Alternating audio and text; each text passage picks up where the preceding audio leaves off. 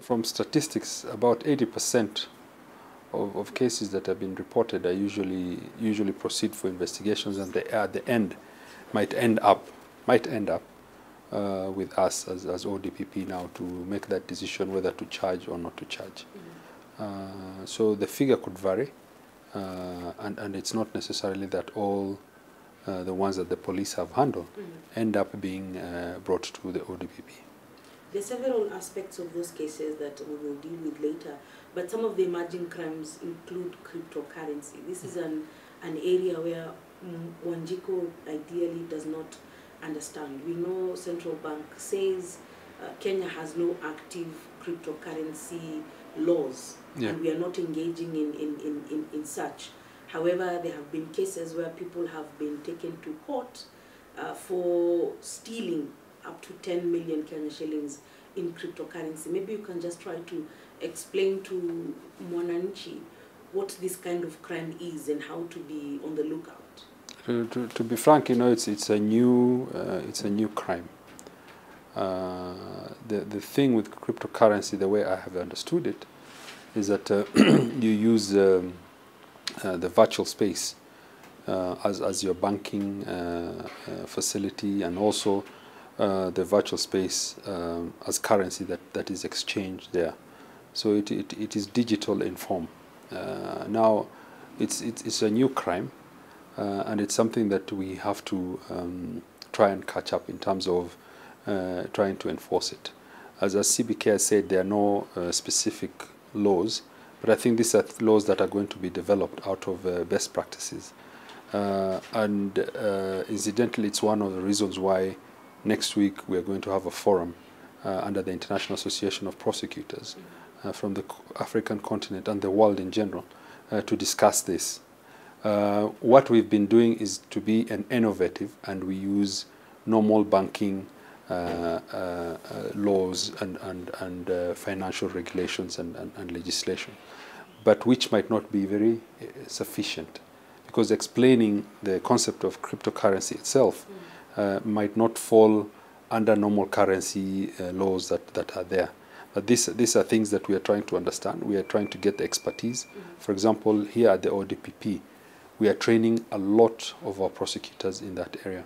I also know that both the EACC and even the National Police Service is also undertaking a lot of training in that area to be able to be at par with the rest of the world, because we are a globalized world today, and whatever is happening out there is also happening here in Kenya.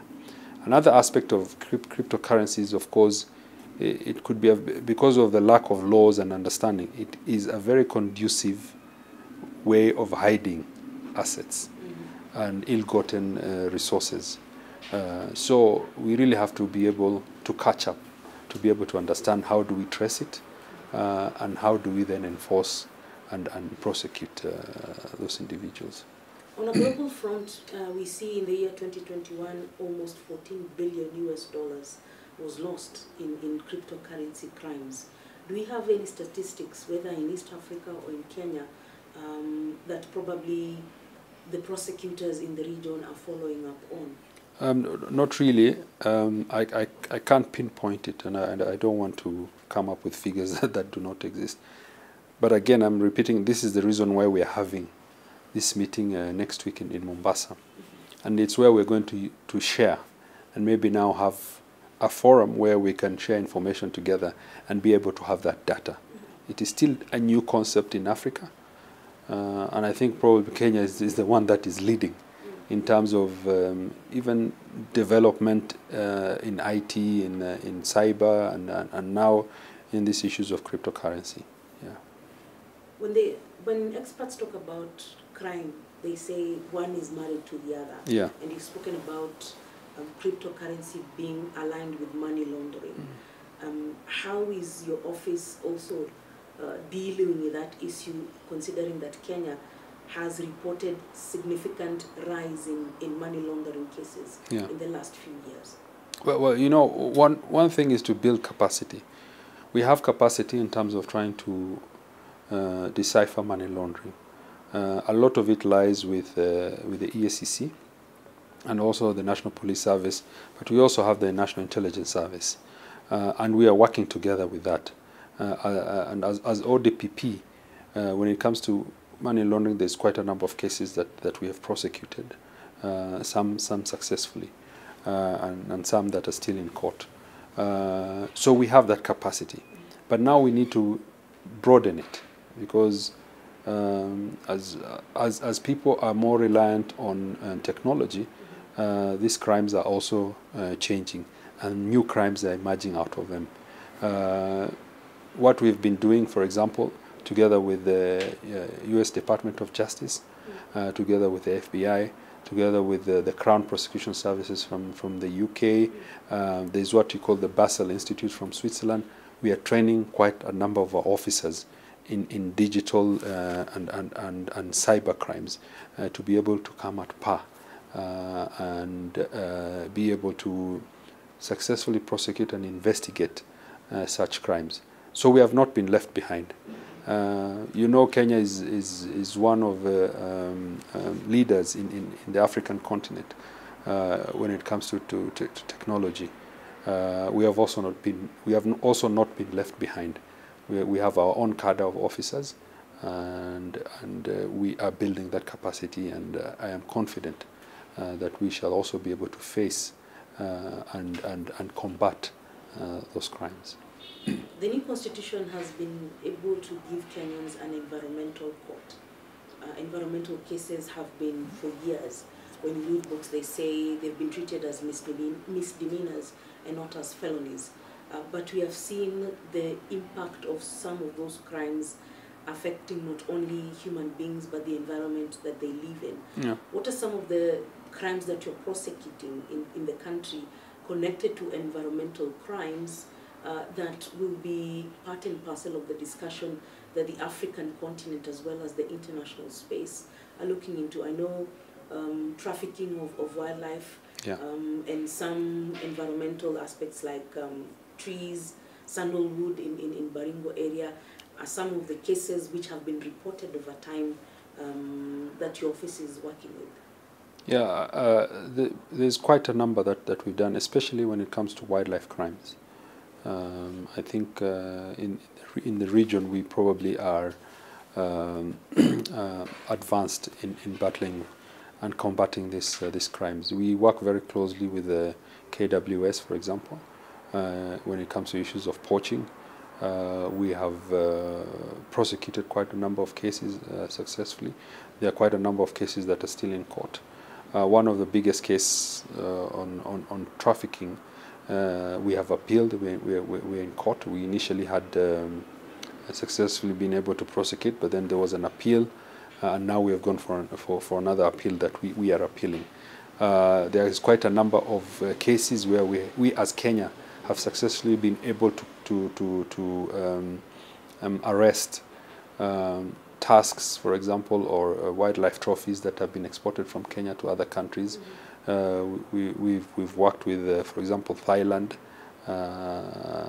and even Hong Kong, and we've been successful in terms of having international cooperation.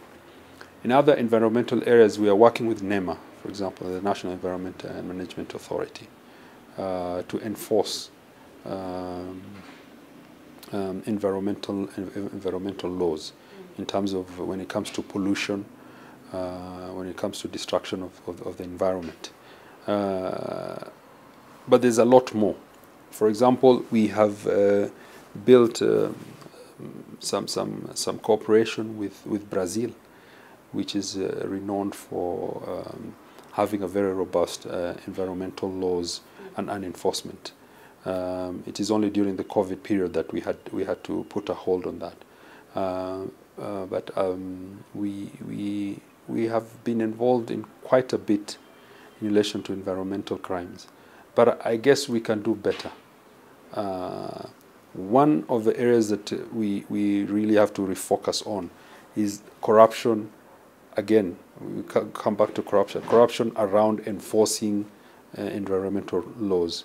And you can see there's a lot of pollution going around, for example, in Nairobi. and very little enforcement in terms of investigations and bringing those investigations for prosecutions. So this is something that we intend to work with NEMA to ensure that we are able to robustly prosecute such environmental crimes. Speaking about cross-border environmental crimes, Kenya has enacted an anti-plastic, single-use plastic bags. However, over time, as late as this week, we've been covering stories about how the products are coming in from Uganda into Kenya.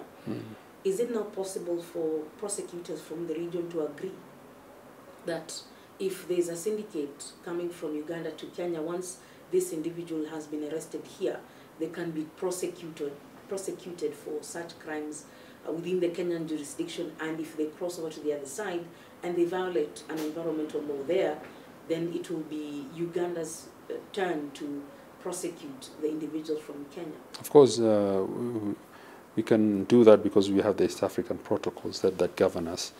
But also we have the East African Association of Prosecutors.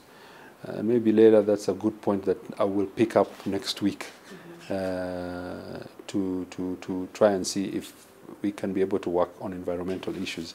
A lot of the times, a lot of the cooperation that we tend to concentrate on is offenses against the persons, or for example, terrorism, murder, and to be frank, I'm being frank, environmental crimes are in the back a lot of times, and people tend to concentrate resources more on crimes that you can see, physically touch, and so perhaps this is an area that we are going to raise because it's also new in the sense that Kenya has banned plastics, but Uganda and Tanzania still has.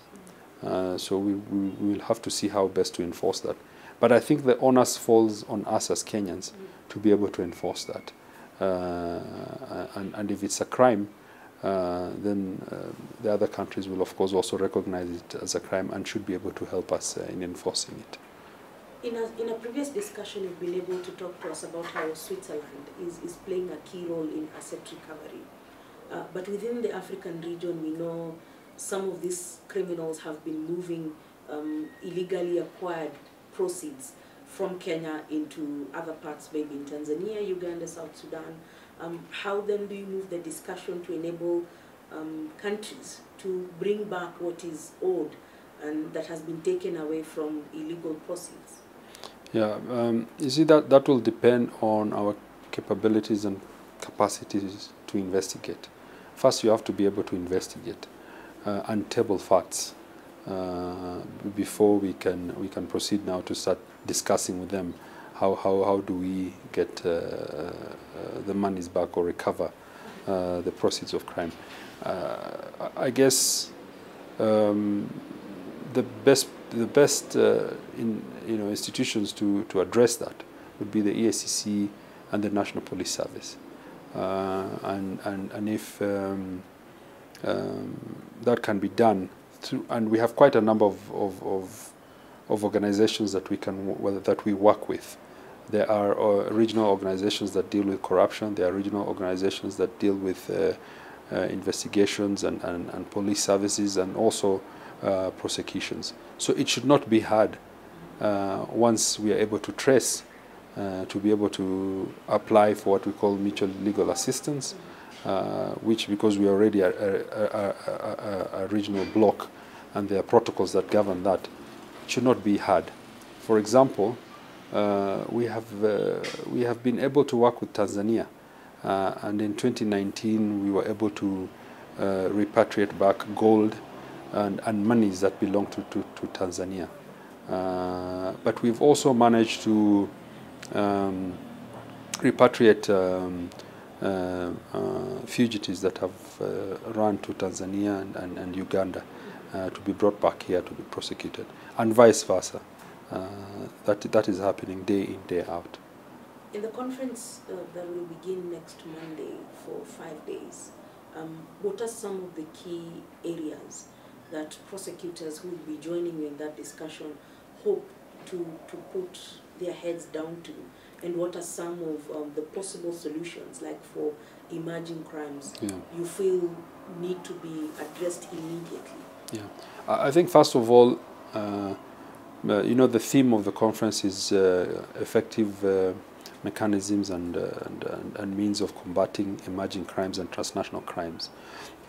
As we've discussed, things like cryptocurrency, cyber crimes, financing of terrorism. These are new emerging crimes within the continent, and hopefully, with this conference, we will be able to understand more and share to see how are these new emerging crimes coming into our countries. How are they affecting us socially? How are they affecting us economically and even politically? And once we are able to share that, then we will also be able to share how are the different countries coping or dealing with them, or what kind of mechanisms can we put in place. What are some of the international best practices? Because it's not only Africans who are coming. We're going to have other countries from Europe, from Asia, from the Middle East, who are going to come here and also share with us. I think we'll probably have over 30 DPPs and attorney generals, or also those who, in some countries, they are called prosecutor generals, or those who are in charge of prosecuting crimes. And from there, we'll be able to pick up the best practices that can be adapted by us. But also, as Africans, we can be able to see our unique challenges, the unique challenges that we have. What are some of the capacity building that will be required? How can we share our resources jointly as Africans? Here, for example, in the ODPP, we have established the Prosecution Training Institute, and this is something that we can be able to offer to the rest of our regional sister countries. But also, it can be a forum whereby we can be able to build expertise within Africa itself for Africans to deal with African problems. Africa has been seen for a long time as a route for crime and criminals to thrive, from emerging crimes to terrorism, to human trafficking, to smuggling of drugs and weapons. Could this also be part and parcel of your discussion on how Africa can also have contingency measures to weed out some of these actors? Because we are going to discuss transnational crimes, and terrorism is a transnational crime. Human trafficking is a transnational crime. Narcotics is a transnational crime. For example, we have seen drugs coming from as far as Afghanistan into, for example, Madagascar or Mozambique, and then coming into Kenya, which is both a financial and a transport hub, then going to the rest of Africa. But we've also seen others also coming from countries like Brazil or Europe into Kenya, going to the rest of Africa or even to Asia.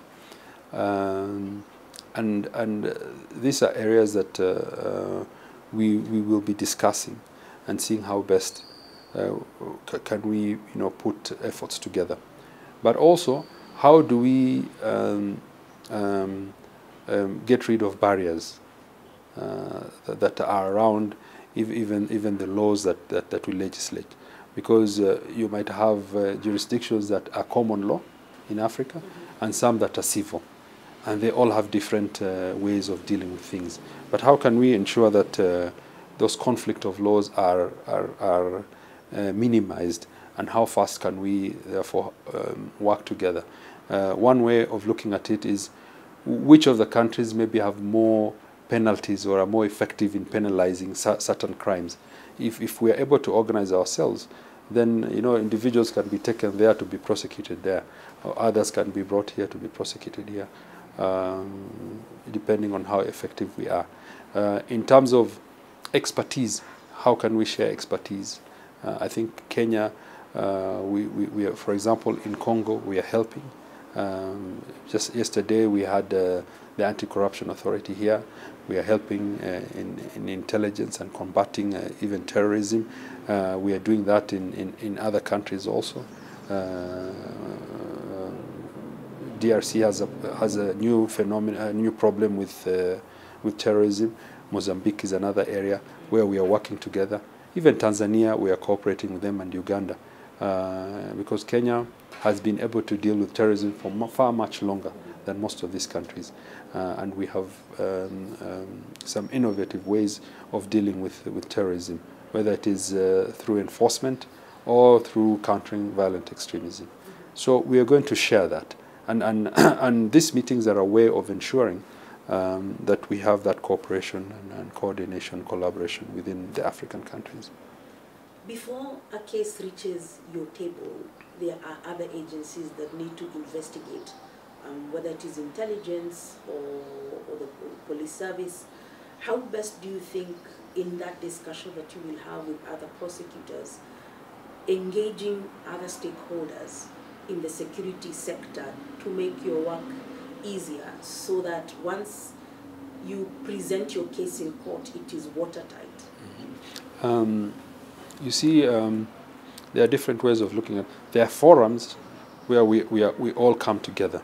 And then there are forums like this one where it could be exclusively probably, but we do have police officers who are also coming in, prosecutors. The other day you had the International Police, Interpol meeting here in Kenya. So these are meetings that complement each other, but there are also forums where we all meet together and discuss challenges and how best to overcome them.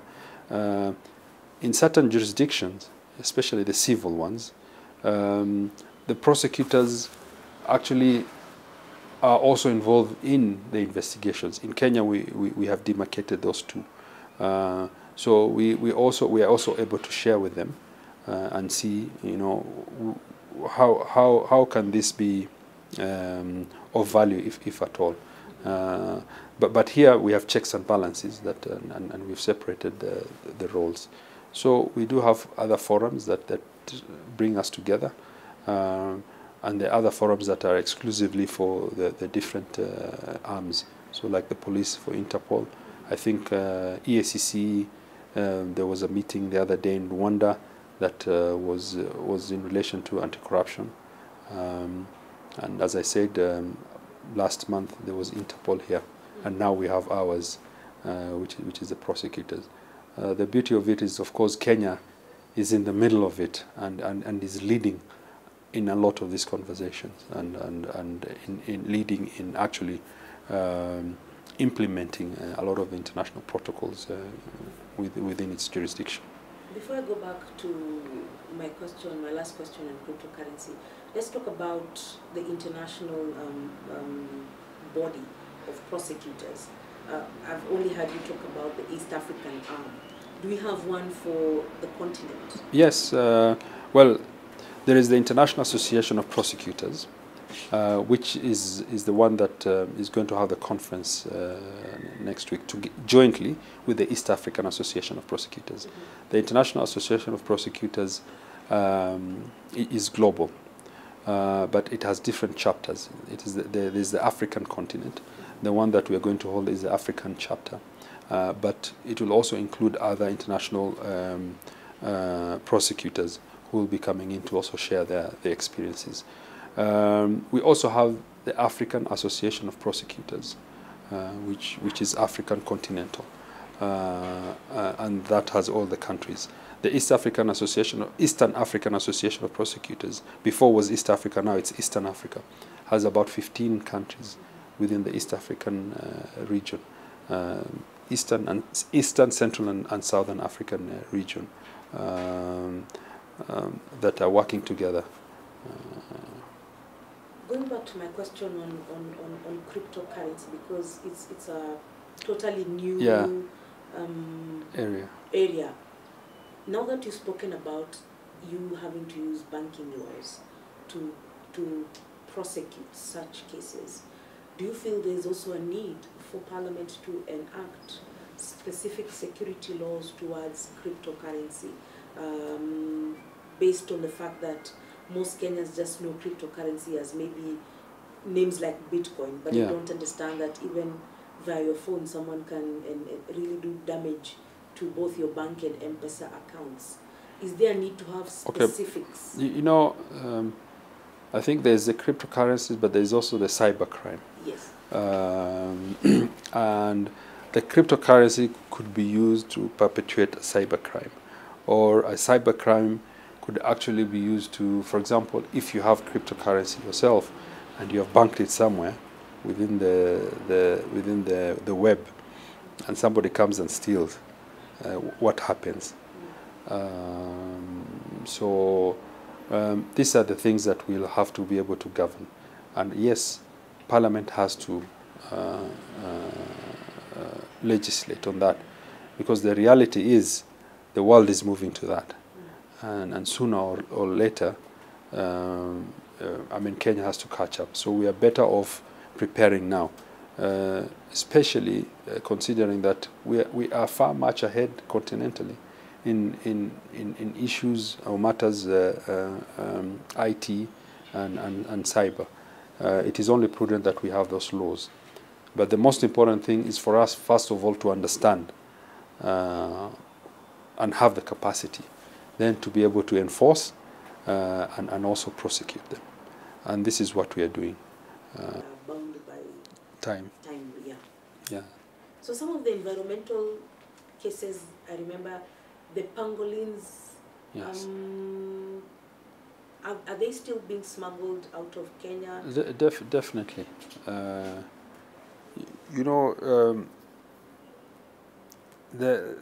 These crimes are occurring because sometimes the public itself do not understand. For example, the pangolin, I think very few people understand. Tusks people understand. But these other ones, they might not understand. But we are trying to sensitize people so that they understand, and KWS is trying its best. But because of globalization, we have a lot of people coming in, and demand is there, and people feel that they can just do it and export. With the ability of the court to release someone maybe on bond, does it make it easier for them also to say, I can weave my way through the system, and it takes a long time for justice? Yeah, but sometimes one of the problems we've had is a lot of time those people who get arrested are the low level, the ones who are doing the poaching and trying to take it now to the middlemen. There are very few cases where we have successfully managed to get, the end user, and really we will be more effective if we are able to get the end user. That would be probably somebody in China who wants this thing, because they are the ones who are building that demand. A lot of times we get the low level or the middle person. Sometimes the layers that they have built, it takes a bit of time to be able to get to the main ringleaders or racketeers. Let me ask, and forgive my ignorance. In other jurisdictions, what I've seen on TV is that the Office of the Prosecutor has its independent investigators. We don't. That's why I told you. Kenya doesn't have. No, we don't. Those are civil jurisdictions. Like in the U.S. The U.S. is a unique. It's both common and a bit of civil. So what the U.S. has done, it has a Department of Justice, and under it, you have the FBI. So the FBI are answerable to the Department of Justice in terms of how they start investigations, how they conclude them, and the prosecutors, they are the ones who decide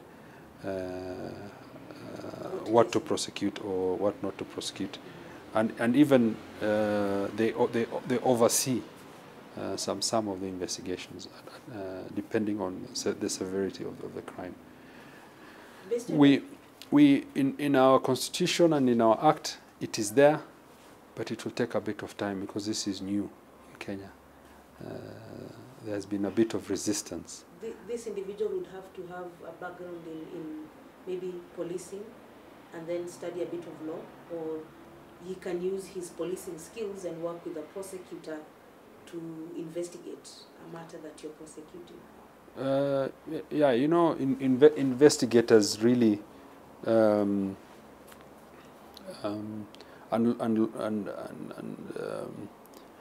you know, and the prosecutors, the line is very thin. Of course, maybe the prosecutor has a little bit more skills in prosecuting and would look at things as in how do we present the case to the judge? How do we make the judge understand that this person has made a crime? While the investigator collects the evidence, compiles them, then brings it to the prosecutor. So there is the concept that they call prosecution-led investigations, and this tries to minimize the bureaucracy between doing an investigation and prosecuting, and that's what America has tried to in essence solve. We are still within the common law, the British system, that demarcates the line clearly between the police and the prosecutors. But even then, you will see that in those countries, the Attorney General or the Minister of Justice also oversees the function of the police. What the Constitution has done under section 157 is it has alluded to the fact that the Director of Public Prosecution can direct the Inspector General of Police. And our Act also says that we can, as prosecutors, we can, I'm trying to look for the right word, we can, it skipped me, but we can be involved in advising and leading investigations. That you feel if it's a good direction, then you will get all the evidence that we can direct the police and tell them, go and get 1, 2, 3, 4. We need this and this that is missing, and generally advise them on how to conduct the investigations.